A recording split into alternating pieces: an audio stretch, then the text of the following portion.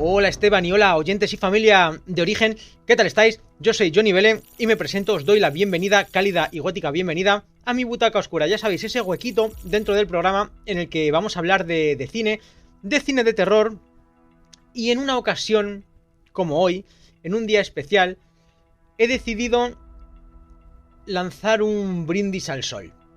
No os voy a traer una película de miedo, de terror. No va a haber sangre, no va a haber gore, no va a haber monstruos. Pero es una apuesta porque creo que es una gran desconocida y creo que os va a interesar. No sé realmente cuál es vuestra edad, la edad de la audiencia media que me está viendo. No sé cuáles son vuestros gustos. Si os gusta el slasher, el cine de monstruos, home invasion, si os gusta el gore. Pero hoy no voy a traer nada de eso. A cambio, la película que vengo a reseñaros, a valoraros, y por qué no decirlo, a remontar hoy, porque quizá haya quedado un poquito sepultada o escondida en el olvido, está considerada, por lo menos para mí y para gran parte de la crítica, si no la mejor película, una de las mejores películas hechas en España, en español. Y creo que es motivo más que suficiente para desde aquí, ya que tengo un pequeño altavoz, una ventanita, ¿verdad? Para mostraros mis recomendaciones o mis películas favoritas, creo que tengo la oportunidad y el deber de mostrárosla.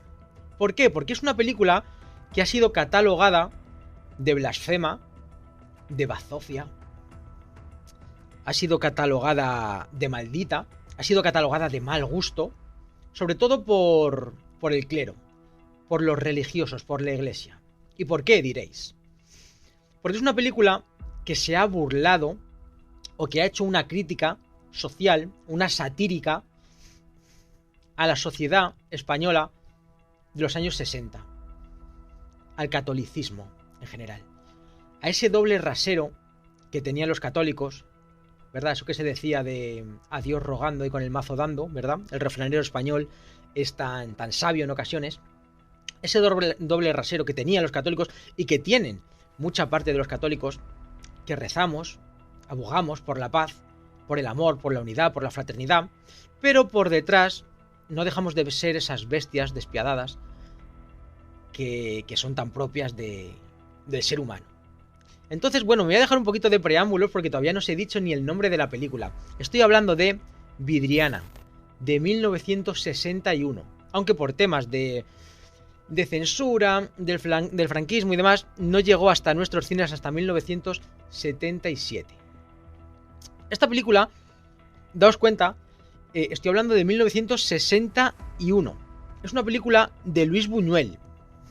Es una película que Buñuel quiso hacer en España, quiso rodar aquí, quiso grabar aquí. Luis Buñuel estaba exiliado, estuvo exiliado por el franquismo.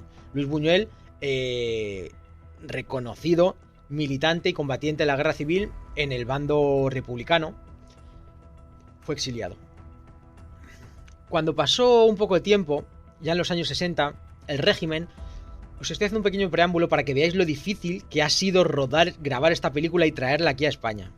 Cuando pasó un poco de tiempo, el régimen, el franquismo, decidió abrirse un poquito al exterior, tener miras, tener miramiento, ser un poco mejor visto, ser un régimen más abierto. Entonces, a ciertos exiliados los quiso traer de vuelta. Luis Buñuel propuso hacer una película aquí, de nuevo, en España. Y le aceptaron, le dijeron que sí, que podía volver para trabajar. Eso le sirvió también de crítica, sobre todo por la parte de izquierdas, por la parte republicana, por la parte comunista, que decían que estaba trabajando para el franquismo. Lo que ellos no sabían es que Luis Buñuel siempre ha tenido esa crítica. Sus películas no son baladíes, Buñuel no daba puntadas sin hilo, y además este Vidriana creo que es el mayor ejemplo de ello. No es una película tan surrealista como otras producciones suyas, que realmente, y esto ya va a cuestión de gustos, a mí realmente tanto surrealismo no lo entiendo del todo, no me gustaba, pero aquí los momentos de surrealismo están tan velados, tan bien insertados son tan cómicos y a la vez tan opresivos, tan deprimentes y tan reflexivos que me han gustado mucho. Tiene el sello de Buñuel, pero también tiene esa parte que tú lo ves y dices, me está queriendo decir otra cosa, y con el surrealismo lo está enmascarando. La película Vidriana, que por cierto lo llamó así porque Vidriana fue una santa de la época medieval, la vendió a la censura como, y aquí ya os voy a poner un poquito de argumento, sin contaros mucho, para no fastidiaros la experiencia. Esta es una de esas películas que por muchas palabras que diga un crítico no le va a hacer justicia a la hora que el espectador la vea y lo sienta. Como decía, él la vendió en un primer guión, vendió como que había una mujer que estaba en un convento de monjas y cuando ya la iban a beatificar, cuando ya estaba a punto de tomar los hábitos, es llamada por su tío para pasar unos días en su casa. Su tío la hace una jugarreta, la hace una estrategia, la hace un plan en la que la deshonra. Y entonces le dice que ya no puede volver al convento. Entonces, nuestra protagonista, nuestra chica, rubia, joven, guapa, atractiva, me sorprendió cuando en la película enseñó más de lo que yo esperaría que se enseñara en una película de los años 60. Blanco y negro, por cierto. Cuando nuestra protagonista decide que ya no puede volver al convento, tiene una casa, encuentra una casa muy grande, una casa de campo, y recluta a unos indigentes, a unos pobres, a un grupo muy variopinto, para hacer una especie de albergue, para ser ella misma la buena samaritana. Recordemos que ella es una beata, ella es Dios por encima de todo, y entonces un alma de caridad que llama a este grupo de indeseables para la sociedad, para que estén con ella, hagan sus labores, trabajen y se ganen la comida, y ella les da un sitio en el que dormir. Este es el argumento. Tuvo que mandar el guión a la censura le cortó varios puntos, mandó un segundo revisionado, y más o menos es lo que vemos en la película. Entonces, ¿qué os vais a encontrar en esta Vidriana? Que por cierto se puede ver en Movistar Plus, con una calidad bastante buena para la época. Pues vamos a encontrarnos, como digo, un surrealismo muy contenido, muy bien insertado, una crítica muy velada, de estas que tienes que saber mirar y tienes que saber leer entre líneas, al catolicismo y al ser humano. Yo que soy un estudioso, he escrito libros sobre el ser humano, sobre las luces y las sombras del ser humano. Esta película me ha maravillado tanto porque es capaz de ver lo bueno, lo mejor y lo peor del ser humano. Los ruines que somos, la desfachatez que tenemos, lo egoístas que somos, pero por otro lado hay personas que son todo luz y todo bondad. Entonces es una dualidad que se plasma muy bien en esta película. Película que por cierto ganó la Palma de Oro en el Festival de Cannes, incluso cuando ese premio ya estaba destinado para otra película.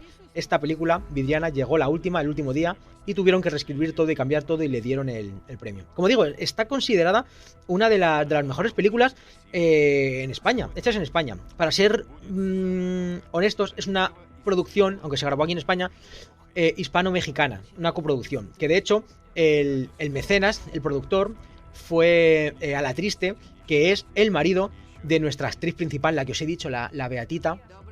Ella es mexicana, es actriz, y vino a España, tenía muchas ganas de trabajar con Buñuel, y su propio esposo produjo la película, ¿vale? Entonces una producción hispano-mexicana. ¿A quién podemos ver?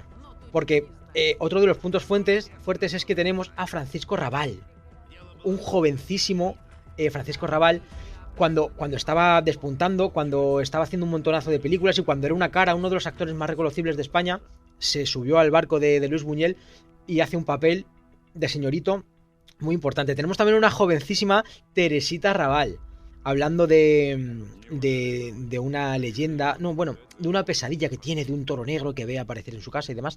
Tenemos una jovencísima Teresita Rabal. ¿Y qué más deciros de esta película? Pues que está basada en el libro Alma de Benito Pérez Galdós. Está un poquito adaptada.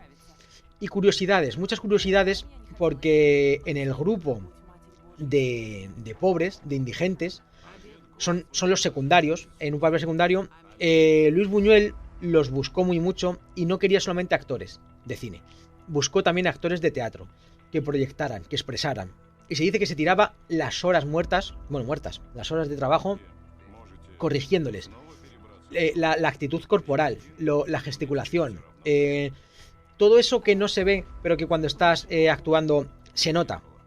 Y una curiosidad es que no todos eran actores. Había algunos, sobre todo uno muy, muy conocido, que interpretaba el papel del lacerado o el leproso, que sí que era un indigente de verdad. Era un mendigo de verdad que Luis Buñuel le encontró en el metro de Madrid y le trajo consigo para su película.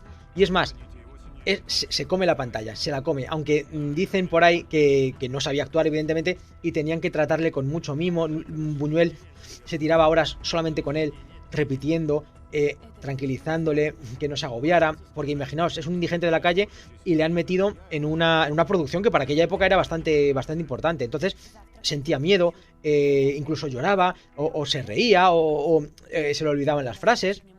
Incluso Buñuel tuvo que pelear cuando se enteró de que él no cobraba lo mismo que el resto de actores, y él peleó por su sueldo y para que su salario fuera el mismo de los demás, ya que estaba actuando. Es el papel del lacerado, como digo, que por cierto lo hace genialmente bien.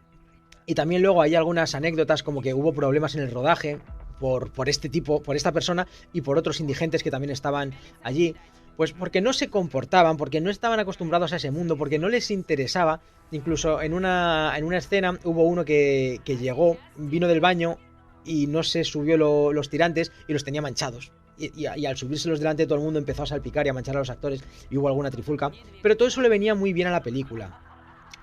Esa complicidad, esa química se nota. Y es que es un grupo muy variopinto el que reúne esta beata. Tenemos a un ciego, tenemos a un enano, que por cierto se quejaban porque era muy difícil encontrar enanos en aquella época en Madrid. Tenemos a los indigentes de la calle, tenemos a un anciano, tenemos a gente con problemas mentales, una madre con dos hijos que está histérica y no sabe qué hacer con ellos, y a mí me daba un miedo cada vez que los veía porque pensaba que iba a pasar algo. Entonces es un grupo muy variopinto y, como digo, al final todos conjuntan muy bien y la película merece mucho la pena. Está claro que si estáis acostumbrados a ver cine de terror, cine gore, cine demás, quizá veros una película en blanco y negro de aquella época os va a echar un poquito para atrás, pero os digo que la miréis con otros ojos, con otro prisma, que la degustéis. Esta es una película para leer entre líneas. No voy a decir spoiler, entonces me gustaría contaros algunas escenas puntuales y deciros el por qué esa escena, a lo que tiene que ver. Por ejemplo, el final se lo censuraron y tuvo que cambiar a un final alternativo. Y si miramos entre líneas, ese final es muy erótico, ese final es muy sexual, ese final no es erótico de una pareja siquiera, es erótico de entre tres, es de un trío, pero no se ve nada, porque está todo tan sumamente velado, tan sumamente tapado, que hay que leer entre líneas. Entonces, bueno, no quiero haceros spoiler, pero me gustaría que mirarais la película con otro prisma. Como digo, vidriana. A mí me parece genial. De este cine clásico antiguo en blanco y negro, junto con El Verdugo, que ya hablaré en otra butaca oscura de ella, ¿por qué no? Esta vidriana me parece maravillosa. Y cada vez que la veo, sigo aprendiendo cosas nuevas, sigo viendo cosas que antes no había visto, y me sigue escandalizando que hayan dejado hacerla, como digo, en la época de Franco, en la época de la censura, porque hay cosas muy turbias y muy oscuras. No en vano, como he dicho antes, los curas cuando la vieron dijeron que era una película maldita, que era una bazofia, la criticaron, la condenaron y no quisieron saber nada de ella y quisieron sepultarla. Menos mal que aquí estoy yo para traerosla. Hasta aquí todo por hoy, espero que os haya gustado, que os haya entretenido, que hayáis aprendido algo nuevo. Ya me diréis, ya me comentaréis qué tal esta vidriana, si os ha gustado. Y deciros que nos vemos la semana que viene en otra nueva sección. Y hasta entonces, no os olvidéis de cerrar bien la puerta antes de iros a acostar, amigos. Pues nunca se sabe lo que pueda haber en el otro lado.